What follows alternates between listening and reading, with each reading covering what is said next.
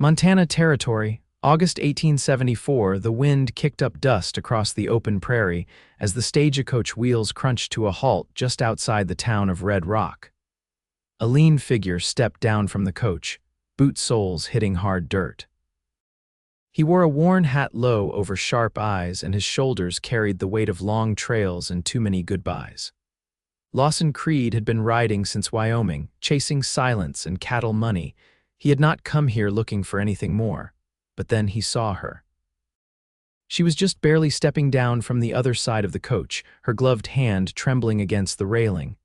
The driver reached for her elbow, but the cowboy was faster.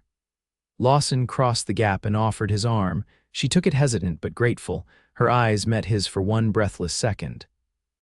Pale green, rimmed with exhaustion but still bright.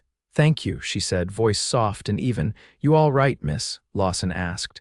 "Yes," she nodded, though her knees seemed to wobble beneath the weight of her own name. "I am. I just need a moment. I'm Katherine June." "Lawson Creed," he said. "You sure you should be travelin'?" "I had no choice," she said, quiet now. "My aunt died last month. There's no one left in Ohio. I came here because my cousin said I could stay, but she married and moved east last week." Her letter found me too late. He looked her over. She was slight, shoulders barely filling out her traveling coat, and her breath came shallow from the dry mountain air. She had the look of someone who'd been kept indoors too long, but her chin was high, her eyes steady. "You got anyone here?" "No," she said. "But I can work, I sew, I teach." A loud voice cut her off. "She is far too frail to be out here alone." Lawson turned to see a heavyset woman with a judging frown and a church bonnet that had seen better days. "That girl needs to get back on that coach and go back east. She is not built for this country, and she is certainly not strong enough to be a wife." Katherine flinched, but did not argue. Lawson took one long breath, then looked down at the woman beside him. She was trying to stand tall. She was trying not to cry. He tipped his hat back and said, loud enough for everyone in earshot, "Then I'll carry her." Katherine's eyes flew to his, lips parting in disbelief. The bonneted woman scoffed and stomped off. Lawson turned back to Katherine. "You said you can sew." She blinked once. "Yes. There's a widow runs a mercantile up the road. Her boy tore a seam in every shirt he owns. She'll hire you if I ask, and I've got a place just outside town. It is dry, quiet, and I'll make sure you eat." "You do not even know me," she whispered. He knelt, picked up her carpet bag, and stood again. "I know you got here on your own. That says enough." Katherine's legs nearly gave out again, but she followed him. That night, after a quiet supper of beans and cornbread, she sat on the porch of Lawson's small cabin while he chopped wood with calm precision. The sun stretched long shadows across the grass. She watched him with open eyes, her hands folded in her lap, her chest rising easier now. "I was sick for most of my childhood," she said softly. "Doctors said I would not live past 16. He looked up, paused. "I am 22 now," she said with a faint smile. He leaned the axe against the stump. "I do not think you are frail. I think you are tired." "There is a difference." She met his eyes, and for the first time in a long time she looked like she believed someone. Over the next 2 weeks, Katherine worked in the back of the mercantile, mending shirts and stitching new aprons. Lawson rode out with cattle crews at dawn and came back dusty and sunburned, always bringing her wildflowers or a fresh egg from a neighbor's hen. They rarely spoke much. But when she handed him a tin cup of coffee in the morning, her fingers lingered. When he passed her a folded blanket at night, his hand brushed hers on purpose. She laughed once full and clear when he tried to swat a fly and knocked over the water bucket instead. That laugh stayed with him for 3 days. One evening, she brought him a shirt she had mended.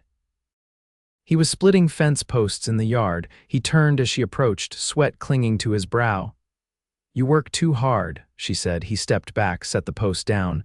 "You are the one carrying a needle all day," she smiled. "I like it." "It feels like building something." He looked at her, really looked. "So does this." Their eyes held steady for a long moment, then her hand went to her chest. Sometimes my heart does not beat right. I get lightheaded." "I do not want to be a burden, Lawson." He stepped forward, closed the space between them. "You are not a burden, Katherine. I cannot do everything a frontier wife is supposed to." "Then I will do it for you." She swallowed hard. Her lip trembled. "And if you fall over," he said, softer now, "I will carry you." She looked up at him, tears filling her eyes. He reached up and brushed her cheek with the back of his knuckles. "This place is hard," he said, "but you are here, you made it." "That means something to me." Her fingers closed around his wrist, holding it to her cheek.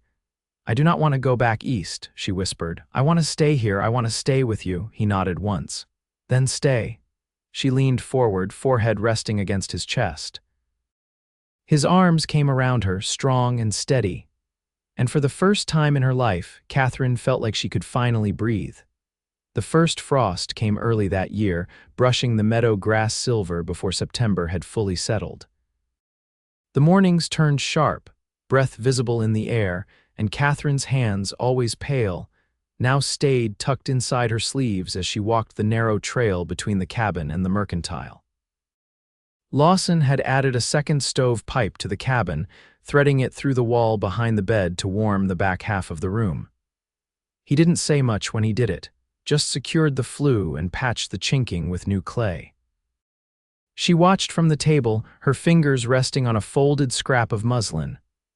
"I don't expect you to fix everything," she said, voice low, steady. "I'm not," he replied, tightening the last bolt. "I'm just making sure you don't wake up cold." That night, as wind pressed against the shutters, she lay beneath a quilt stitched long before her time, eyes open to the dark rafters above. His breathing remained even across the room. They'd kept separate cots out of quiet understanding, but she found herself listening to the rhythm of his sleep, letting it anchor her. By morning, she'd decided. She rose early, pulled on her boots, and walked to the creek. When she returned, her skirts damp with dew and ankles chilled, she set to making oatcakes. He came in from the barn, brushing straw off his sleeves. "You been out since before sunrise?" "I had to think," she said, placing the skillet on the stove. "Thinkin' lead to anything?" he asked, hanging up his coat. "I want to keep bees," she said. He paused, then leaned a hip against the counter. "Bees. There's a woman west of Alder who sells hives. I read about it. They don't need much space. They'll help the wildflowers grow stronger, and I can use the wax for salves." She turned to face him fully. "But I'll need to learn everything first." He studied her, then nodded once. "I'll take you there next week," she blinked. "It's a day's ride, then we'll saddle up early," he said. "If you've made up your mind, I reckon we ought to help it along." She reached for the tin cup on the shelf, fingers brushing his as he handed it to her. "I didn't expect you to say yes. You never asked," he said. They rode out the next Thursday, Katherine wrapped in a wool shawl, her hands gripping the pommel tighter than she let on. Lawson stayed beside her, keeping his horse at a slow pace. Around midday, she asked to stop near a bluff where the sun had warmed the rock. They sat close enough to share heat, passing jerky and dried apples between them. "I never learned to ride properly," she admitted, shifting her weight. "You're doing fine," he said, eyes on the horizon. "I'm not used to people letting me try." He glanced over, face unreadable. "Well, you found the one fool who will," she laughed, breath catching in her throat. "You aren't a fool, Lawson." "No," he said quietly, "but I've been lonely. That makes a man generous sometimes." She looked down at her hands, then back at him. "I know that kind of lonely." They didn't speak again until they reached the beekeeper's homestead, nestled in a stand of aspen. The woman, grizzled and sun-browned, showed Katherine the hives, the combs, the slow trance of the bees at work. Katherine leaned in, asked questions, nodded slowly. Lawson waited by the fence, arms folded, watching her face, not the bees. By sundown, the woman promised to send a hive when the weather warmed again. As they turned to leave, Katherine lingered. "She said bees remember the shape of a face," she said. Lawson raised an eyebrow. "That's so. They know who's gentle, who means them no harm." He glanced at her hands, still smelling faintly of smoke and honey. "Then they'll like you just fine." That night, back at the cabin, she folded her shawl and set it on the bench, then crossed to his cot. "I don't want to sleep alone tonight," she said. He stood slowly, unsure. "I'm not asking for anything more," she added. "Just warmth, just not alone." He nodded once, stepped back to let her settle beneath the quilt, then lay beside her, careful and still. She turned to face him, her voice barely audible. "You never asked what made me sick." "You'll tell me when you want to," he said. I fell through the ice when I was 13. They pulled me out, but my lungs never healed right. His hand rested between them, open on the quilt. You breathe fine now. Only when I'm not afraid. She slid her fingers into his, palm to palm. He didn't speak, just held on. Outside, the wind rattled the dry grass, but inside the cabin, the fire burned clean, and the silence between them felt like the beginning of something whole. By mid-October, the last of the aspen leaves had fallen, and the mornings came edged with hoarfrost that clung to the window panes like lace. Katherine had taken to waking early, not out of necessity, but because the stillness of dawn pressed less heavily than the long hours of sunlight. She moved slower now, not from weakness but from a sense of presence. Each motion deliberate hands steeping herbs, smoothing linens, arranging dried sprigs of lavender above the hearth. She'd begun keeping a ledger on the shelf beside the basin lines of neat script tracking the bits of salve she'd sold through the mercantile and the beeswax she'd traded for a bolt of calico. She never asked Lawson to look at it, but he did, when she left it open. One evening, after supper, she sat on the low stool near the fire with a scrap of birch bark in her lap. She was drawing something with charcoal rough outlines, barely formed. Lawson glanced over from the chair where he was oiling his saddle's straps. "What's that meant to be?" "A planter," she said. "Raised so the roots stay warm longer. I thought we could try spinach in spring." He leaned forward, setting the tin of oil aside. "You thinkin' of stayin' through the thaw then?" Her eyes lifted to his, steady and sure. "I'm not planning to leave," he exhaled through his nose, quiet. "I'd been wonderin' when you'd say it. Did you think I wouldn't? I thought you might wait until the road cleared. Some folks only stay till winter bites." "I've had worse winters than this," she said. "At least here, there's someone waiting on the other side of the door." His gaze held hers a long moment. Then he reached for a small parcel wrapped in muslin and handed it across the hearth. She unfolded the cloth. Inside lay a pair of wool-lined gloves, small and carefully stitched. "I bartered for 'em from that trapper west of town," he said. "He owed me from that fence I fixed." She ran her fingers over the seams. "You didn't have to." "I know." She looked up again, voice softer. "You keep doing things for me that no one else ever thought to." He shifted in the chair, rubbing his thumb over the side of his hand. "I don't know how to do much else." "You could have chosen someone easier," she said. "Someone strong enough to ride out storms." "I didn't want easier," he said.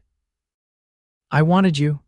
There was no heat in his voice, only a quiet conviction that made her throat ache. She stood slowly, crossed the space between them, and knelt beside his chair.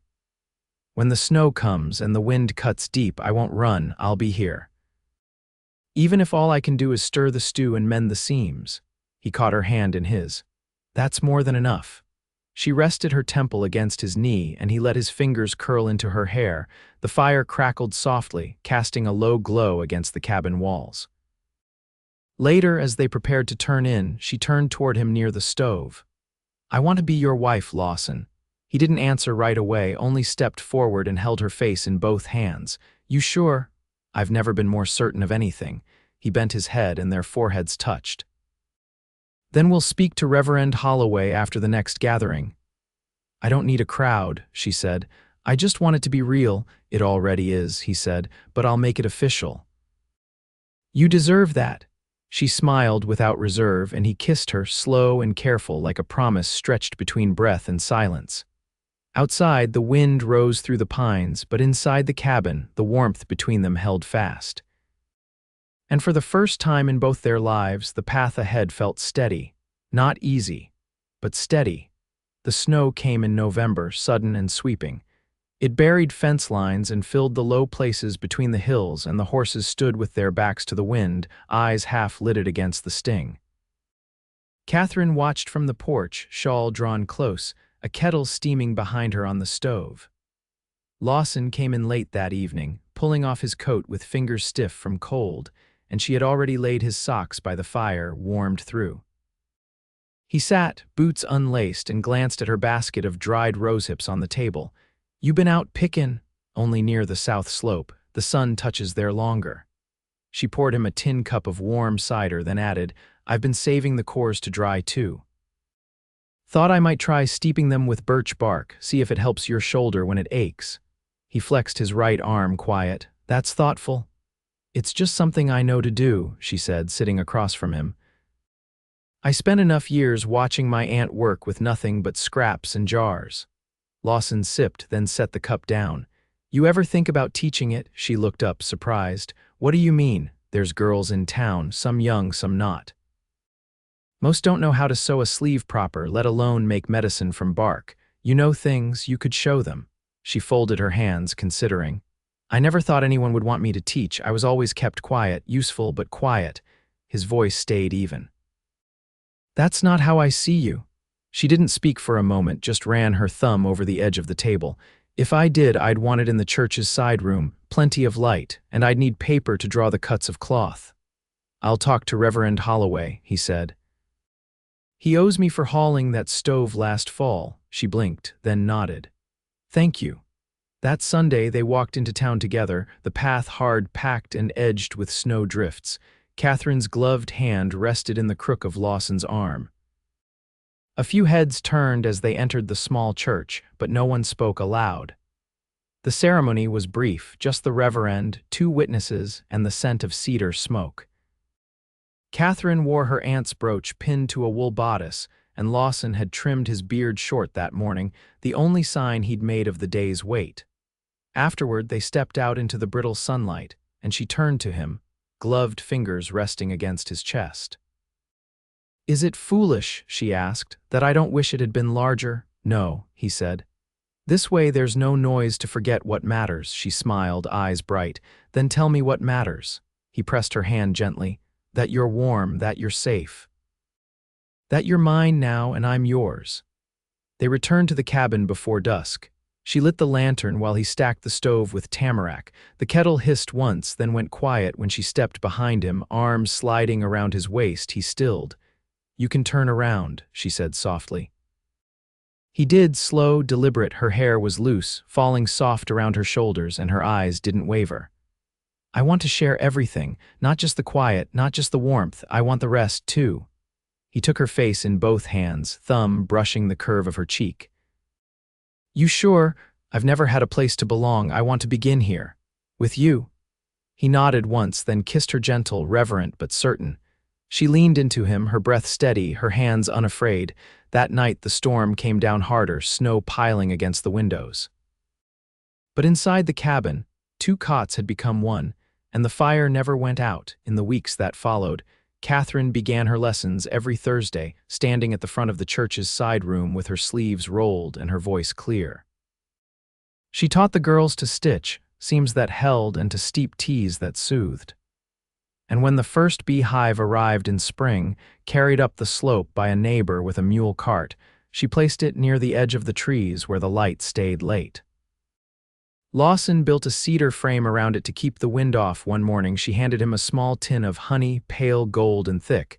It's not much, she said, but it's ours. He took it in both hands and kissed her temple. That's more than enough, and it was. Because they had carved out a life where none had been promised, a life of shared winters, long silences and quiet strength. And in that life, every day began like the first, rooted in care, carried by love. By late spring, the land had softened under the sun's steadier hand. Meltwater ran clear through the narrow streams behind the cabin, and the scent of warming earth drifted in through the open windows. The bees busied themselves near the edge of the trees, their slow hum rising with each new bloom. Katherine had taken to walking the perimeter of their land after supper, trailing her fingers over the budding shrubs Lawson had planted along the fence line. Her skirts brushed the greening grass as she moved, a soft rhythm that blended with the birdsong settling over the valley. One evening, she found Lawson near the back pasture, studying the slope with a length of rope in hand and a length of canvas rolled beneath his arm. She paused at the gate, watching him measure the angle of the hill with narrowed eyes. "What are you building now?" she asked, stepping through. He looked over his shoulder. "A lean-to, shade for the mule and cover for the tools. I figured we'd be needing a place to keep more of it dry." More, he nodded toward the row of stumps where he'd cleared brush. "Was thinking of fencing in a garden, bigger one this time." You mentioned wanting to try potatoes. She crossed the grass, her boots catching on a root, and steadied herself against his arm. You remembered that. I remember everything you say, he said, the quiet between them stretched, easy and warm. I heard from Mrs. Alden today, she said after a moment. She wants to bring her boy to the Thursday group, said he's been carving wood animals and wants help learning to paint them. She thought he might do better with gentler company. Lawson leaned on the post. You feel ready for that? I do, she said. I've been thinking of setting up a second table, one for the younger ones. I could use berries for dye, maybe even try egg tempera if I can get the right powder from the store. He gave a low whistle. You're running a whole school now. Not quite, she said, smiling. But it feels like building something lasting. He looked at her then, long and quiet. You make this place more than I ever could. She took his hand, rough and warm. We're doing it together. That night they sat on the porch as the sky turned to indigo. Katherine rested her head against his shoulder while his thumb traced idle circles across her knuckles. I never thought I'd feel steady again, she murmured. I used to think my body would always betray me, that nothing could grow from it. Lawson didn't answer right away. He just turned and kissed the crown of her head, his voice low against her hair. You've given more to this land than I ever did with a plow or a fence. She pulled back enough to meet his eyes. What if I told you I wanted to try for a child? His breath caught, but his face didn't change. You don't have to decide now, she added quickly. I know it's a risk. I know what the doctor said years ago, but I feel stronger now than I ever did back then, and if there's a chance. He reached for both her hands, brought them to his chest. If it's what you want, I'll carry every part of it with you, no matter how it turns out. Tears gathered in her eyes, but they didn't fall. She nodded, and he kissed her again, deeper this time, with the kind of care that promised nothing would ever be asked of her that she couldn't bear. The weeks that followed unfolded quiet and sure. Katherine added a second table to her Thursday lessons, and the children came with carved birds, scraps of wool, and stories they'd only told their mothers before. She taught them gently, never raising her voice, and always made sure their hands stayed busy even when their hearts were not. Lawson built the lean-to, then a cold frame for early greens. He kept the mule fed and mended the latch on the chicken coop when the wind pulled it loose. And when Katherine began to tire earlier in the day, he didn't ask. He just brought her a stool and a cup of water with a slice of lemon he'd bartered from the storekeep. It was late July when she told him. They were sitting beneath the cottonwood near the edge of the creek, her feet bare in the grass, his hand wrapped around hers. I'm sure, she said. I've felt it for weeks, and Mrs. Grover confirmed it this morning.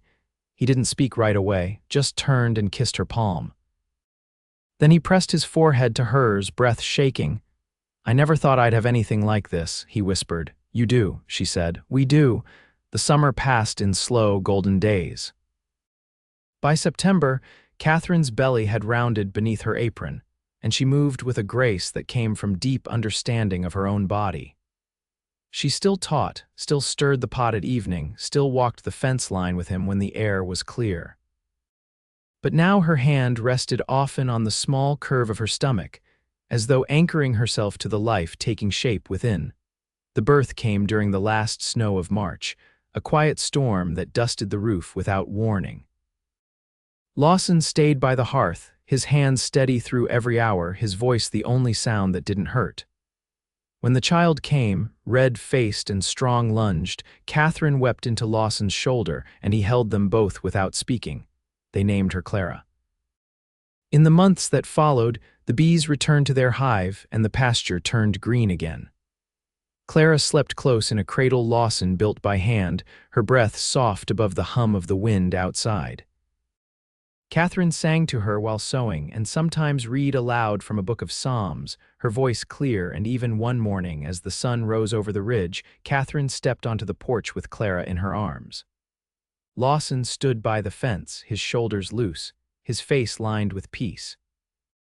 When he saw them, he came up the path and kissed Katherine slow, then ran a finger along Clara's cheek. She looks like you, he said. She has your steadiness, Katherine replied. I see it when she watches the light move. He wrapped his arms around them both, pressing his cheek to Katherine's hair, They stood there as the light warmed the porch, the scent of sweet clover rising from the field, and in that moment there was nothing left to be uncertain. No part of them still waiting for a place to belong, they had found it together, a home built of hands and heart, of quiet strength and long-earned grace. And love, always love, steady as the turning earth.